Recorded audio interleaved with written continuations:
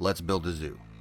Developed by Spring Loaded and published by No More Robots, and that take sucks.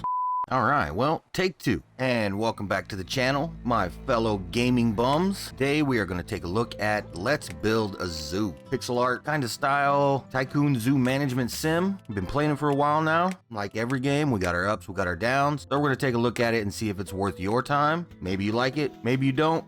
Maybe I convince you, maybe I don't. So let's jump right into it and see what we got.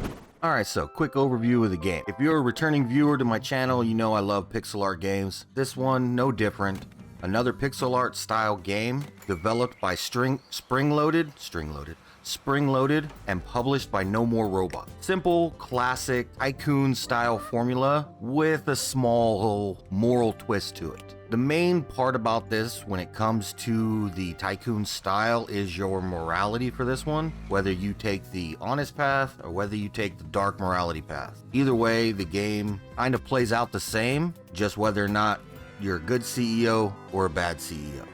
Simple management style, Tycoon sim, just like pretty much all of them have that basic understanding and their basic gameplay when it comes to these kind of Tycoon styles. Alright, so let's jump right into, just like every other gaming video, comes to reviews, get our dessert before we get our vegetables. Pros before cons. Biggest pro in this game for me was the simplistic gameplay. I like to look at this one as Planet Zoo for dummies. Very simple when it comes to building your environments, when it comes to building your animal enclosures. This one is a simple point and click. There's no need for you to be some kind of crazy engineer like in Zoo Planet, Planet Zoo, Zoo Tycoon, Planet Coaster, where you almost have to have an engineering degree to actually enjoy the game. This one, when it comes to that part of the game, point and click, and it's pretty much done. Makes the game a lot more enjoyable when you don't have to worry too much about the engineering side of building an animal enclosure. All right, the next thing I'm gonna look at is the management system. The management system was extremely deep and surprising for me with the simplicity of the game. While the exhibits are easy to put down, you just pop them onto the map, and building the zoo environment is extremely easy. The research you have to do to get to the point where you have everything that you need when it comes to staff and finances, unlocking the animals further into the game, and then dealing with the genetic side, the hybrid animals, extremely deep. Was not ready for that when I started playing, but it added such depth to the game that it just keeps it going, keeps the game going. There's really no lag time where you get to a point where you just don't want to keep going. The depth to the management system will keep you engaged in the game. All right, the next positive I want to look at is the graphics. While this is a pixel art game, it is still very, very charming when it comes to its graphics. The pixel art is not overdone. It's not trying too hard to be something it's not. The graphics for me, the pixel art looks great. I mean, come on, look at these guys. Look at, they're so cute. Look at them. Oh, they're so cute. Anyway, the way the graphics were done on this one was great. Every animal, every guest, every building has just the right amount of detail to let you know what it is, makes it look nice, doesn't try to overdo it, doesn't try to take it to the next level, and still brings everything to life when it comes to the aesthetics of the pixel art. Still looks good, even with the simplistic design. They're so cute. And the last thing on my pros list is gonna have to be the humor that this game brings. The game has a great sense of humor. And one thing I wasn't expecting was to actually have YouTube influencers showing up to the zoo to make video. You're gonna see YouTubers in this that you will recognize. Their names are gonna be messed up and turned around, but you'll recognize them when you see them. And if you don't treat them right, you don't give them their influencer status, they're gonna give your zoo a bad review and you're gonna lose guests. So make sure you take care of your YouTubers. Always take care of the influencer. And now we get into the vegetables of your game. The cons. No game is perfect. Every gamer knows that. No matter how much they want to argue their game is perfect, we all know as gamers, no game is perfect.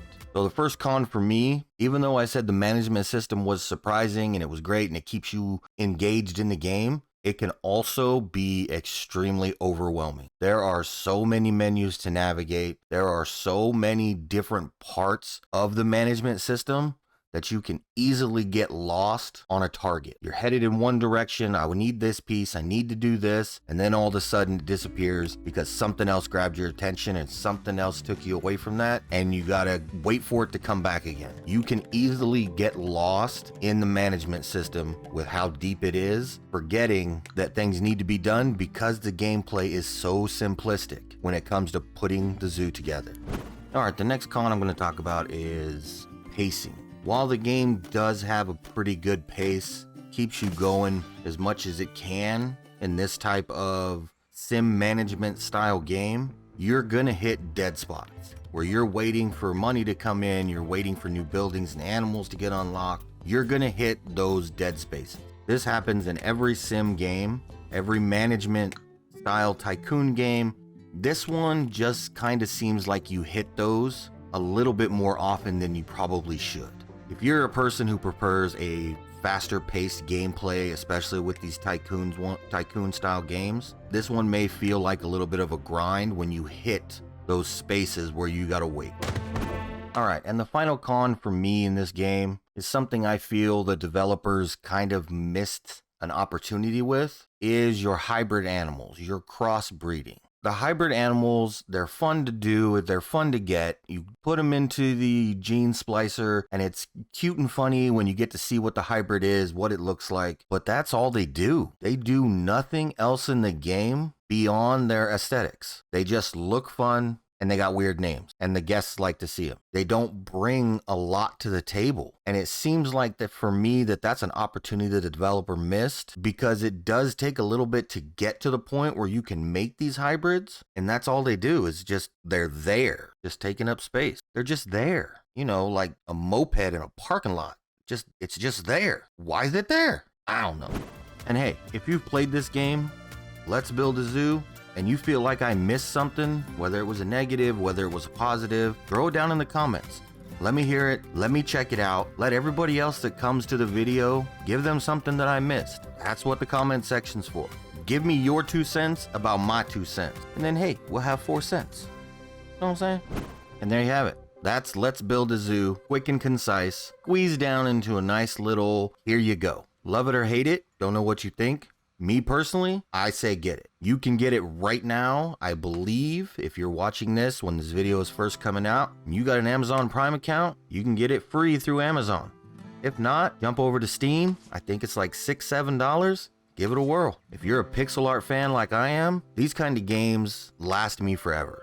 Especially tycoon style games like this that I can replay, start over, which I do all the frickin' time. Once I learn how to play it and I want it to look better than it does right now, I always start them over. Happens every time. And this is one of those games you can do that. You can actually go back in and restart your morals. Go the dark side CEO, where everything is about cutting corners and feeding worms and hamburgers to your guests and not feeding your animals right just so you can keep as much money as you can. It's all up to you. Nice zoo, nightmare zoo. Make it yours. And on that note, I appreciate you guys sticking around, listening to my ranting and raving. Feel free to like the video, drop a subscribe. More videos on the way, and that's just the way it is. So until next time, always remember, brush your teeth.